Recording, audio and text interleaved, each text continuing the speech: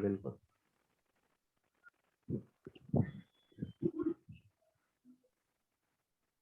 चलिए, हम लोगों ने ये किया था ना एडूकॉन 2020, ये हो गया था। फॉरेक्स डिप भी हो गया था।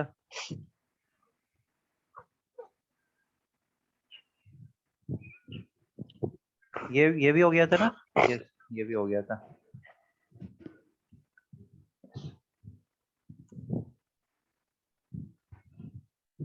ओके। FSSAI, FSSAI का फुल फॉर्म क्या होता है? Food safety and standard authority of India. Food Safety and Standard Authority of India has reduces limit for trans fat levels in foods. Recently, the Food Safety and Standard Authority of India has amended the food safety and standard regulations and reduced amount of trans fatty acid. देखिए, जो ये trans fat होता है ना, ये काफी harmful होता है। ये WHO का जो रिपोर्ट आया है उसमें ये फाइंड आउट किया गया है कि 5.4 lakh people die every year globally on this due to this trans fat के कारण। अभी आप देखेंगे तो अब अगर आप लीज का या चिप्स वगैरह का कोई पैकेट्स खरीदते हैं ना, तो वहाँ पे मेनली बहुत सारे अब अच्छे कंपनी के पैकेज में वहाँ पे लिखा रहता है 0% ट्रांस फैट, 0% ट्रांस फैट। जो WHO जो रिकमेंड किया है, WHO ने क्या बोला है कि बाय द ईयर 2023 हम लोग ट्रांस फैट का ग्लोबल एमिशन करेंगे। तो recently the food safety and standard authority of India, इसने क्या बोला है कि बाय द ईयर 2021 आपका जो ट्रांस फैट का जो लिमिट है उसको आप 3% रिड्यूस कर दें, और बाय द ईयर 2022 उसको आप 2% कर दें।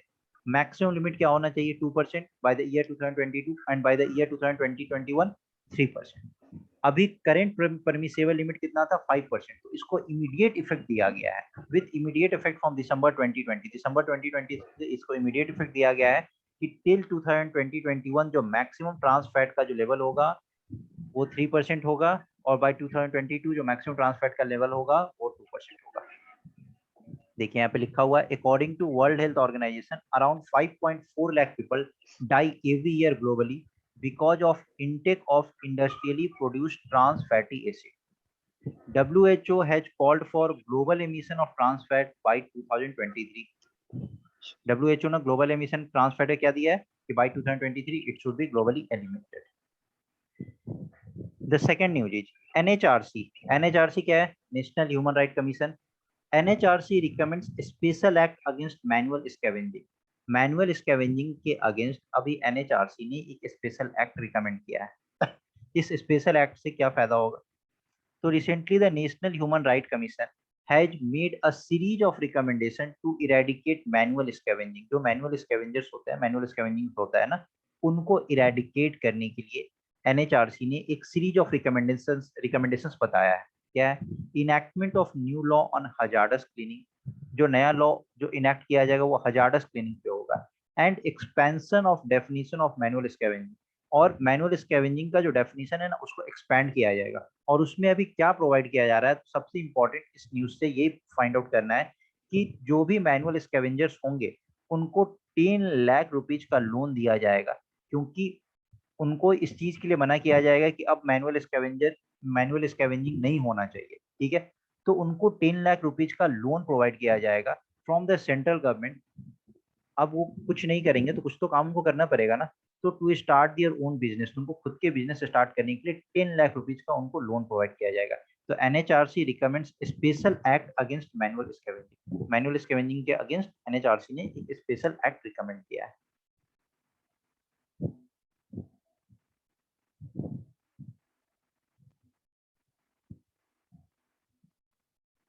ISRO. Okay, where is the headquarter of ISRO? ISRO का हेडक्वार्टर कहाँ पे है? इसको भी आप लोग एक बार देखेंगे कि इसरो का हेडक्वार्टर कहाँ पे है। ये सब बहुत ही बेसिक क्वेश्चन है जो हर बार एग्जाम में कभी ना कभी पूछे जाते हैं। श्रीहरिकोटा सर। श्रीहरिकोटा इसरो का हेडक्वार्टर। श्रीहरिकोटा कहाँ पे है? वो सैटेलाइट पे, वो तो लॉन्चिंग पैड है श्रीहरिकोटा, जो कि आप बता रहे हैं जो कि आंध्र प्रदेश में है। उसी तरीके से on the coast of Wheeler Island जो कि ओडिशा में है, वो भी एक तरीके का लॉन्चिंग पैड है। इसरो का हेडक्वार्टर कहाँ पे है? तो again it's not new Delhi, Bengaluru. हाँ, बेंगलुरु। यस, बेंगलुरु। इसरो का हेडक्वार्टर कहाँ है? बेंगलुरु। चलिए, ISRO to adopt 100 Atal tinkering lab, जिसको एटीएल के नाम से जानते हैं। तो इसरो ने अनाउंस किया है कि 100 अटल टिंकरिंग लैब ये अडॉप्ट करेगा across the country to promote scientific temperament among students. तो ये जनरली ये 100 एटीएल जो है ना, अटल थिंकरिंग लैब या टिंकरिंग लैब, इसको थिंकरिंग लैब के नाम से भी, क्योंकि ये इनोवेटिव लैब्स होता है एक तरीके का। ये किसके लिए है? Specially for school going students के लिए है, स्कूल गोइंग स्टूडेंट्स के लिए। तो अभी इसरो ने क्या अनाउंस किया है कि ये 100 अटल टिंकरिंग लैब ये अडॉप्ट करेगा to encourage them for space education. Space education के लिए उनको इनकरेज किया जाएगा and space technology related innovation, और स्पेस टेक्नोलॉजी से रिलेटेड जो भी इनोवेशन होता है वो किया जाएगा। क्योंकि जो यंग ब्रेन होता है ना, जो यंग चाइल्ड होता है ना, ये काफी रॉ ब्रेन होता है। तो अगर यंग चाइल्ड के दिमाग में अगर कुछ भी रॉ क्वेश्चंस अराइज होता है ना, तो उस चीज का कहीं ना कहीं कुछ लिंक्ड होता है। अगर आपको कुछ बोला जाए सोचने के लिए ना, तो आप किसी भी चीज को सोचोगे ना, तो उसमें बहुत सारा लॉजिक अप्लाई करोगे। जो छोटे बच्चे होंगे ना, अगर वो साइंस एंड टेक्नोलॉजी के फील्ड से रिलेटेड सोचेंगे ना, वो कुछ भी सोच सकते हैं। तो उनका जो रॉ ब्रेन होता है ना, उनका जो थिंकिंग कैपेसिटी होता है, उसको भी समझना, उसको भी सोचना कि ये ऐसा क्यों सोच रहा है, कहीं इस पीछे भी कुछ ऐसा छुपा तो नहीं है जो हम नहीं सोच पा रहे हैं। तो स्कूल स्टूडेंट्स के लिए इस तरीके का अटल टिंकरिंग लैब अनाउंस किया गया है। अटल इनोवेशन मिशन, अब अटल innovation mission and NITI Aayog have established, किसने एटीएल को एस्टैब्लिश किया है कंट्री में? तो अभी तक 7000 एटीएल्स को एस्टैब्लिश किया गया है। अटल innovation mission and NITI Aayog have established over 7000 ATLs across the country. इसका एम क्या है? To cultivate 1 million children in India as neoteric innovators. 1 million मतलब 10 लाख चिल्ड्रन। तो मिनिमम 10 लाख चिल्ड्रन को कल्टीवेट करना है, उनको इस फील्ड में इनकरेज करना है एज न्यू टेरिक इनोवेटर्स। जब जब बहुत रॉ ब्रेन होता है, रॉ माइंड होता है ना, उस तरीके कुछ इनोवेशन होता है, उसको बोलते हैं न्यू टेरिक इनोवेटर्स। इसका ऑब्जेक्टिव क्या है? Establishing ATL is to promote curiosity, उनका धीरे धीरे उनका इंटरेस्ट जगेगा, इमेजिनेशन स्किल उनका बढ़ेगा एंड क्रिएटिविटी, और उनका क्रिएटिविटी बढ़ेगा in the minds of school going children. अगर एटीएल लैब्स जहां जहां स्टैब्लिश किया जाएगा ना, तो बच्चे क्या होता है, बहुत खुश होते हैं। हमारे स्कूल में भी मुझे याद है कि जब मैं क्लास 8 में था, तो एक साइंस एग्जीबिशन कराया गया था। साइंस एग्जीबिशन में बड़ा सा ट्रक आया था, और उस ट्रक के अंदर वो सोलर पैनल से रिलेटेड बहुत कुछ समझा रहे थे। तो ट्रक के अंदर भी बहुत सारे इंस्ट्रूमेंट्स लगा था, ट्रक के बाहर भी बहुत कुछ इंस्ट्रूमेंट्स लगा हुआ था। तो हम लोग काफी ज्यादा क्यूरियोसिटी था कि इस तरीके की चीज हम लोग देखें क्या है इस तरीके से। तो इस तरीके का जो यंग चाइल्ड होता है, यंग ब्रेन होता है ना, वो काफी क्यूरियस होते हैं इन सब चीजों के लिए। तो to promote curiosity, imagination and creativity in the mind of school going children. तो अभी किसने बोला है? इसरो ने बोला है कि वो 100 एटीएल टिंकरिंग लैब अभी अडॉप्ट करेगा, और वहां पे स्पेस से रिलेटेड उनको इंफॉर्मेशन वगैरह प्रोवाइड किया जाएगा। एटीएल्स क्या है? तो ATLs are work spaces where children can realise their ideas through hand on do it yourself mode, अपने आप से वो करेंगे, and also acquire innovation skill, और इनोवेशन स्किल को भी वो अक्वायर करेंगे।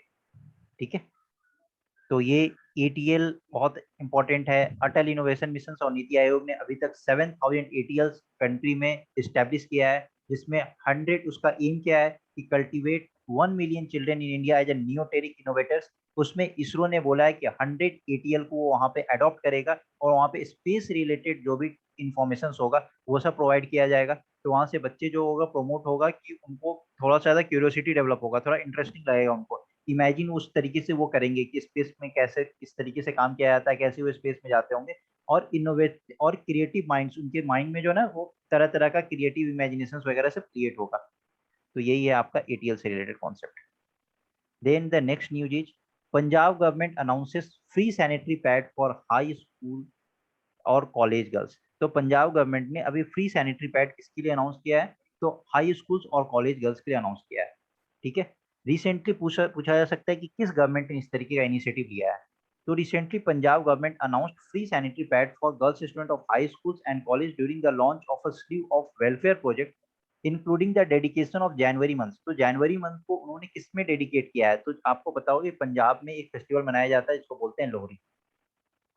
लोहरी लोहरी काफी हाँ, तो ये भी एक तरीके का हार्वेस्टिंग फेस्टिवल है। जिस तरीके से हमने पढ़ा था ना पोंगल, जिस तरीके से आप देखते हो असम में बिहू मनाया जाता है, उसी तरीके से पंजाब में लोहरी मनाया जाता है। नॉर्थ इंडिया में इसको मकर संक्रांति के नाम से इसको सेलिब्रेट किया जाता है। तो हर स्टेट में इसका नाम अलग अलग होता है। ये सारे हार्वेस्टिंग फेस्टिवल होते हैं। तो पंजाब में लोहरी, तो लोहरी जो मनाया जाता है ना वो जनवरी 13 जनवरी को मनाया जाता है। तो उस जनवरी मंथ को पंजाब गवर्नमेंट ने किसको डेडिकेट किया था? गर्ल चाइल्ड को डेडिकेट किया था। और आई थिंक पंजाबी में जो लड़कियां होती हैं उनको बोलते हैं धिया। तो धिया दी लोहरी प्रोग्राम, तो उसका कॉन्सेप्ट ही उन्होंने रखा था धिया दी लोहरी प्रोग्राम। ठीक है, अगर कोई पंजाबी होगा तो उनको पता होगा कि उनको पंजाबी में लड़कियों को उसे धिया बोला जाता है। तो धिया दी लोहरी प्रोग्राम।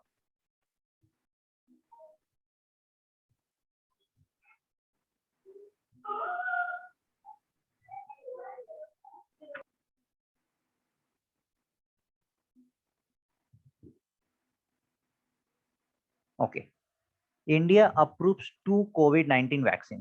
इंडिया ने 2 कोविड-19 वैक्सीन को अप्रूव किया है। अब देखिए यहाँ पे आया ना CDSCO, इसी से रिलेटेड ना मैंने MCQ कराया था, CDSCO से रिलेटेड। Yes sir. yes. किसके अंदर आता है, किस मिनिस्ट्री के अंदर आता है? Yes sir, yes sir, ministry of health. हमने करते sir. Health sir, health.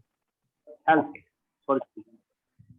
Recently, the Drug Controller General of India (DCGI) has announced that the Central Drug Standard Control Organization has decided to accept the recommendation of its subject expert committee and approve the COVID-19 vaccines of both Serum Institute of India and Bharat Biotech for restricted use in India. तो India में restricted use के लिए दोनों को recommendation, दोनों का जो approval था उसको एक्सेप्ट कर लिया था। किसने इस चीज का अप्रूवल दिया था? तो CDSCO, central drugs standard control organisation. अब ये देखिए, इस न्यूज से क्या होगा ना कि आप बस CDSCO के बारे में जान पाएंगे, लेकिन इससे बहुत ही एसोसिएटेड न्यूज होता है। अब CDSCO से रिलेटेड बहुत सारा न्यूज था जो हम लोगों ने MCQ के फॉर्म में कवर किया था। तो करंट अफेयर्स के साथ साथ मैं जो MCQ करा रहा हूँ वो इसलिए करा रहा हूँ क्योंकि बहुत ऐसा पार्ट है जो आप कवर नहीं कर सकते। इस न्यूज से आपको पता नहीं चलेगा ना कि CDSCO क्या है। ठीक है, तो इसलिए जो मैं MCQ कराता हूँ ना वो इसी सब न्यूज से एसोसिएटेड न्यूज होता है, जो कि एग्जाम्स में इस तरीके का न्यूज बहुत फ्रिक्वेंटली पूछा जाता है। अब देखिए डिटेल्स ऑफ अप्रूव्ड वैक्सीन, तो अभी तक तो सबको पता चल गया होगा कि कौन कौन सा वैक्सीन है। एक कोविशील्ड है, दूसरा कोवैक्सीन है। कोविशील्ड किसके द्वारा मैन्युफैक्चर किया गया? Serum institute is an Indian variant of the AZ1222 vaccine developed by Oxford university and AstraZeneca. ठीक है, और जो कोवैक्सीन है वो क्या है? तो भारत बायोटेक के द्वारा ये एस्टैब्लिश किया गया in collaboration with the Indian council of medical research ICMR के कोलैबोरेशन के साथ। ठीक है, तो इसको अप्रूवल किसने दिया? तो CDSCO ने इसको अप्रूवल दिया, central drug standard control organisation, याद रखिएगा।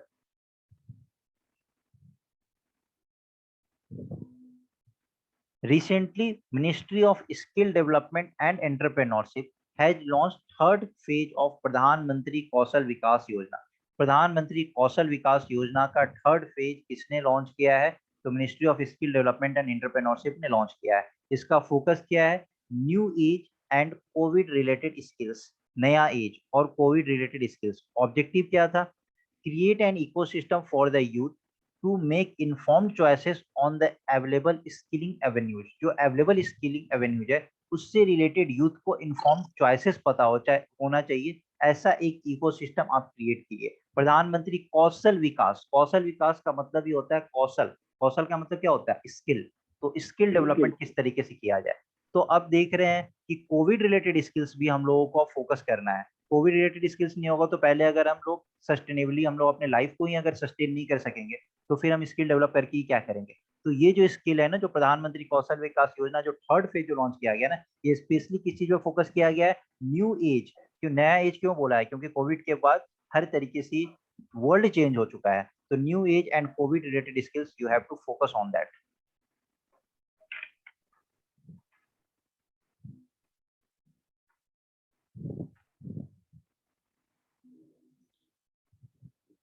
देखिए, union minister for commerce has inaugurated Prarambh startup India international summit. तो recently union minister for commerce and industry along with has inaugurated the 2-day Prarambh Startup India International Summit जो कि new Delhi में शुरू हुआ। तो ये जो प्रारंभ है ये क्या है? It is the largest startup India international summit since the launch of startup India. जब स्टार्टअप इंडिया का लॉन्च हुआ था उसके बाद ये जो प्रारंभ है ये सबसे लार्जेस्ट समिट हुआ है, जो कि इंडिया इंटरनेशनल समिट है। जो स्टार्टअप समिट है सबसे लार्जेस्ट समिट कौन सा हुआ? तो ये प्रारंभ समिट। इनिशिएटिव क्या था? तो इन 2016 समिट ऑर्गेनाइजेशन स्टार्टअप कब आया था? 2016 में आया था। समिट ऑर्गेनाइजर कौन था? तो DPIIT, department for promotion of industry and international trade. ठीक है।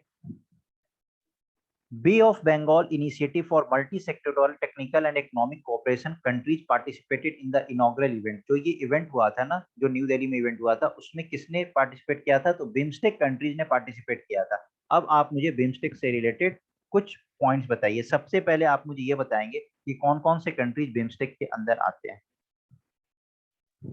Sir Bangladesh, India, Myanmar, Thailand, Myanmar, और सर इसके बाद में जो सर 2004 में ऐड हुआ है नेपाल एंड भूटान। श्रीलंका भी, नेपाल और भूटान सर ऐड हुआ है। ठीक है, अच्छा, श्रीलंका भी। चलिए, तो जहां तक आपको दिख रहा है B for Bangladesh, Bangladesh, I for India, India, M for India, Myanmar, S for Sri Lanka Myanmar, and T for Sri Lanka, Thailand. Thailand. अब इंडिया क्या है ना कि थाईलैंड। इंडिया का जब आप मैप देखेंगे ना तो इस तरीके से यहाँ पे ऐसे नीचे की तरफ आता है, जहाँ पे नेपाल के कवर हो जाता है, फिर ये सिक्किम है, और फिर यहाँ पे ऐसे ये भूटान कवर होता है। तो इसको इंडिया छोड़ता नहीं है, क्योंकि इंडिया का दोनों भाई है, छोटा भाई है। तो भूटान और नेपाल ये दोनों हमेशा कवर्ड रहते हैं। तो बिम्स्टेक में टोटल कितने कंट्री हो गए? 7 कंट्रीज हो गए। Bangladesh, India, Myanmar, Sri Lanka, Thailand और 2 और कंट्रीज। बिम्स्टेक में 7 है ना लेटर्स, तो 7 कंट्रीज है। 2 और कौन सा है? Bhutan and Nepal, Bhutan and four में। नेपाल। ठीक है। अब आप मुझे ये बताइए कि इसका एस्टेब्लिशमेंट कब हुआ था? 1997 97 में, 97 में सर। 1997 में बिम्स्टेक का एस्टेब्लिशमेंट हुआ था। बिम्स्टेक का हेडक्वार्टर कहाँ पे है? Sir Bangkok, Thailand. सर नहीं, Dhaka, Dhaka, Dhaka, Bangladesh. Wonderful, Dhaka. Yes sir, Dhaka. जिस समय एस्टेब्लिशमेंट हुआ था उस समय इसका हेडक्वार्टर कहाँ पे था?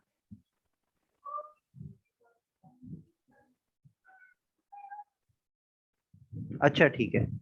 बिम अभी जो परमानेंट सेक्रेटेरिएट है ना, जो इसका हेडक्वार्टर है, ये ढाका में है। ठीक है। Yes sir. ओके।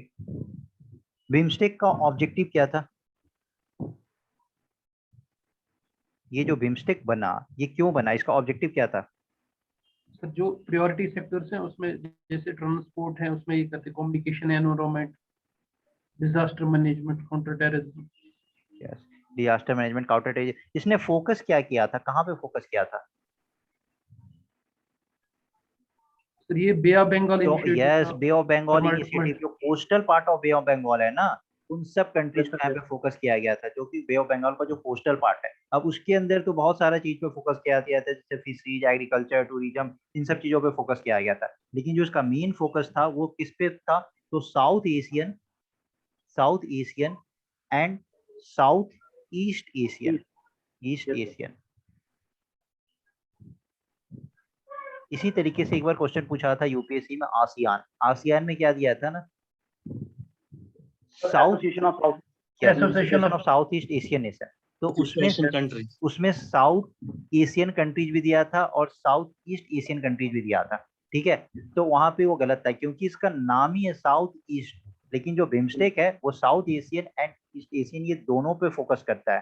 ठीक है। साउथ ईस्ट एशियन नेशन पे भी फोकस करता है और साउथ एशियन नेशन पे भी फोकस करता है। तो कल को क्वेश्चन आपको बिम्स्टेक पे भी इस तरीके से पूछा जा सकता है। आसियान पे अगर ऐसा क्वेश्चन पूछा गया है, अगर आप कब का पेपर देखेंगे, 2015 या 16 में ये क्वेश्चन पूछा गया था। ठीक है।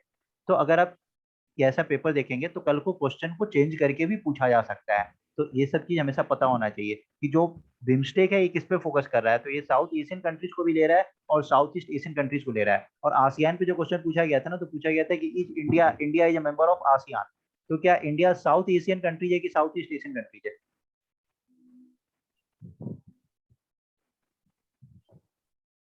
इंडिया साउथ एशियन कंट्रीज है कि साउथ एशियन है? तो South- इंडिया क्या South- आसियान का मेंबर है? South Asian. इंडिया क्या आसियान का मेंबर है? No sir. नहीं है मेंबर। क्यों? क्योंकि आसियान फोकस ही करता है साउथ ईस्ट एशियन नेशन पे, और India is not a member of south East Asian nation. India south east में लाई नहीं करता है, इंडिया तो साउथ एशिया में लाई करता है। ठीक है, यस सर, यस सर। तो इस तरीके से चीजों को कनेक्ट करते हैं। और सोचिए यूपीएससी किस लेवल पे जाके क्वेश्चन पूछता है, कैसे वो फाइंड करता है, लॉजिक ढूंढने का कोशिश करता है। और मैं मोस्ट ऑफ द क्वेश्चन जब वहां से पूछा गया रहता है ना, मैं आप लोगों को क्लास में इस तरीके से बताता हूँ। कहीं कॉपी मेंटेन करते चलिए, इन सब पॉइंट्स को नोट डाउन करते चलिए। चलिए पता है।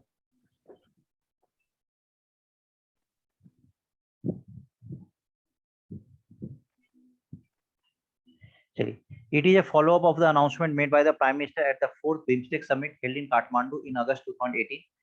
और यहाँ पे क्या हुआ, over 41,000 startups are registered with the government of India. तो लगभग 41,000 स्टार्टअप्स जो है ना, वो गवर्नमेंट ऑफ इंडिया के साथ रजिस्टर्ड किया गया है। तो चलिए आगे बढ़ते हैं। उजाला स्कीम, उजाला, उजाला नाम से समझ आ रहा है। अगर कुछ भी नहीं पता होगा उजाला, फिर भी अगर उजाला स्कीम एग्जाम में आता है तो क्या आप लोग उसको करेक्ट करके ले जाएंगे? Yes sir. Yes sir. Yes sir. UJALA मतलब सर इसको उज्ज्वला के साथ थोड़ा कंफ्यूजन होता है कभी। उन्नत ज्योति, उन्नत ज्योति एलईडी अफोर्डेबल। अरे wonderful, LED sir affordable. Yes, Yes, sir. Affordable LED, उन्नत, उन्नत स्कीम के नाम से ही उन्नत। ठीक है, ऐसे ही अगर मैं आपसे पूछूं उड़ान, उड़ान का फुल फॉर्म आप लोग बताएंगे? Yes sir. UDAN, उड़ान का फुल फॉर्म। ऐसे ही उजाला आया ना तो मेरे दिमाग में उड़ान भी आया। उड़ान का फुल फॉर्म बताएंगे क्या था? सर पूरे देश का आम नागरिक। अरे वंडरफुल। उड़ी देश का आम हाँ, नागरिक। और एक उड़ान था ना UDAAN, वो किस सेक्टर से रिलेटेड था, बस मुझे ये बता दीजिए। Skill development. अरे स्किल क्या डेवलपमेंट सर। बात है, बेहतरीन। चलिए, तो देखिए, UJALA scheme and street lightning programme complete 6 successful years. अब 6 साल हुआ है तो इससे रिलेटेड क्वेश्चन पूछा जा सकता है। तो recently the government of India zero subsidy Unnat Jyoti by affordable LEDs for all. तो इसका उजाला का जो फुल फॉर्म है ये क्या है? Unnat Jyoti, Unnat Jyoti by affordable LEDs for all and LED street lightning national programme has completed 6 successful years of illuminating India. India को lightning, UJALA करना, उजाला देना। तो उजाला यहाँ से कनेक्ट किया गया था, और देखिए इसका कितना प्यारा नाम दिया, Unnat Jyoti by affordable LEDs for all. और उजाला का मतलब क्या होता है? लाइट्स, प्रकाश। तो अपार्ट फ्रॉम दिस, इसमें कुछ न्यूज है वो भी हम लोग कवर कर लेते हैं। As a part of Gram Swaraj Abhiyan, poor households were able to buy LED bulb for a special price under Ujala programme. तो उजाला प्रोग्राम के अंदर जो LED बल्ब है उसको सब्सिडाइज्ड प्राइस पे दिया गया था। तो जो Gram Swaraj Abhiyan poor house holds थे उनको सब्सिडाइज्ड प्रोडक्ट पे, सब्सिडाइज्ड प्राइस पे ये प्रोडक्ट को सेल किया गया था। चलिए, recently the Union Minister of Health and Family Welfare has inaugurated the 5th national कायाकल्प अवार्ड। अब ये कायाकल्प अवार्ड है, ये किस फील्ड से रिलेटेड है, बस मुझे इतना बता दीजिए। कायाकल्प नहीं पता, हाइजीन से related, sanitation and hygiene, sanitation hygiene इससे रिलेटेड है। ठीक है, तो रिसेंटली अभी union minister of health and family welfare ने 5th नेशनल कायाकल्प अवार्ड को इनॉग्रेट किया है to felicitate public and private health facilities for high standard of sanitation and hygiene. Meera अस्पताल portal used to track patient feedback for services in hospitals. तो hospitals में जो patient का जो फीडबैक होता है, डिफरेंट हॉस्पिटल्स में जो फीडबैक दिया जाता है, तो एक पोर्टल है जिस पोर्टल का नाम है मेरा अस्पताल पोर्टल। नंबर ऑफ कायाकल्प फैसिलिटीज इन 2019-20 कितना है? तो 7,650। आपसे पूछा जाएगा कायाकल्प किस फील्ड से रिलेटेड है, तो पब्लिक सैनिटेशन एंड हाइजीन से रिलेटेड है। और कौन सा पोर्टल लॉन्च किया गया था? तो मेरा अस्पताल पोर्टल। ठीक है, union minister of health and family welfare inaugurated the grand finale of red ribbon quiz competition. किसने इनॉग्रेट किया? हेल्थ एंड फैमिली वेलफेयर ने क्या इनॉग्रेट किया? Grand finale of red ribbon quiz competition. अब ये रेड रिबन क्विज कंपटीशन किससे related है? किस से रिलेटेड हो सकता है? आप रेड रिबन से आप बता सकते हैं? बहुत बार आपने देखा है कि जब स्पोर्ट्स पर्सन सब क्रिकेट खेलते हैं, एड्स। अरे वंडरफुल। तो वो Cricket- रेड रिबन लगाते हैं।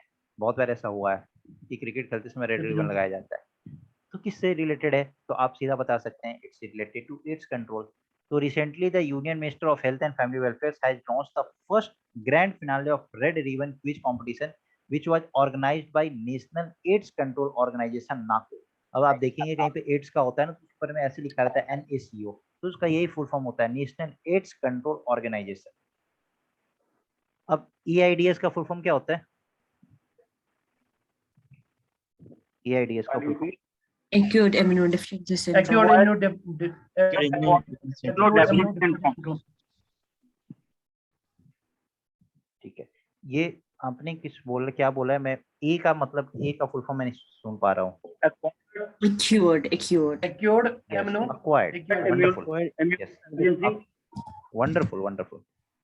Acquired immunodeficiency syndrome. Okay. Wonderful. Right. And family welfare अब किस दिन ये सेलिब्रेट किया गया? तो नेशनल यूथ डे 2021। First, अब नेशनल यूथ डे क्यों सेलिब्रेट किया जाता है?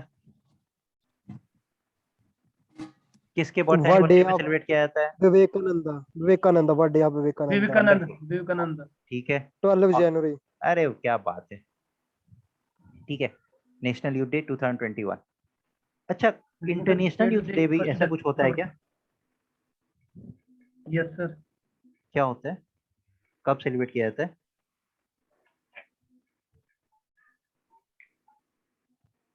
कब सेलिब्रेट किया जाता है international youth day? Sir 12th of August।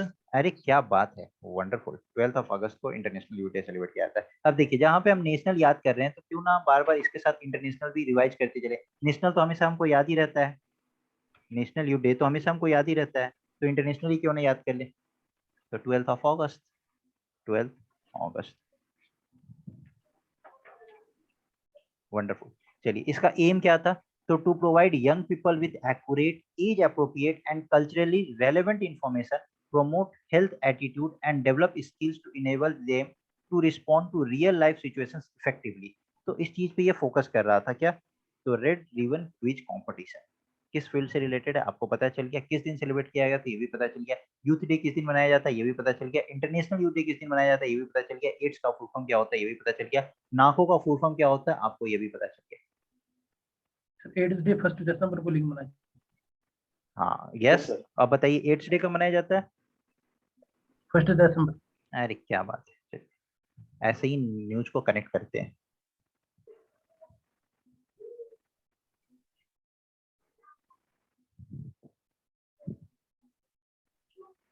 One Planet Summit for Biodiversity. One Planet Summit for Biodiversity. So recently, France, in collaboration with United Nations and World Bank, has inaugurated One Planet Summit 2020-21 for Biodiversity.